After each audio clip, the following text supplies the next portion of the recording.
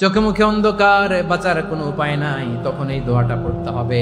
এই দোয়া পড়ে আল্লাহর কাছে ফরিয়াদ করলে বিপদ মুক্ত করবেন কে? এমন বিপদ মাঝে মাঝে হয় না, দেয়ালে পিঠ থেকে যায়, চোখে মুখে অন্ধকার, কি করব দিশা খুঁজে পাই না, এরকম হয় কখনো? হ্যাঁ, আপনাদের হয় না? কিন্তু জান্নাতে আছেন আপনারা।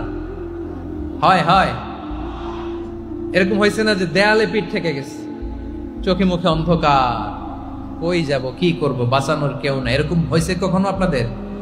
যদি হয় তাইলে এটার সলিউশন বলবো, না হইলে তো এগুলো বলে লাভ নাই।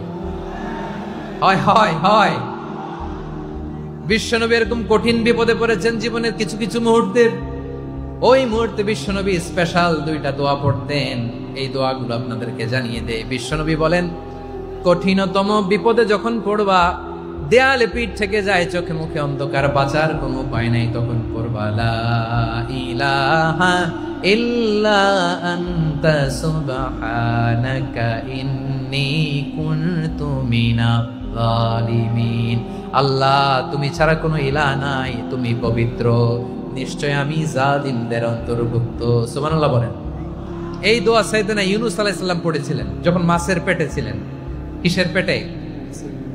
এবং অনেক মুফাসসিরিন ইকরাম বলেছেন, অনেক আহলুল ইলমরা বলেছেন, এটা হচ্ছে ইসমে আজম। ইসমে আজম এমন দোয়া যেটা দিয়ে দোয়া করলে আল্লাহ দোয়া কবুল করে, কিন্তু এটা কোনটা, এটা নিয়ে ইখতিলাফ আছে।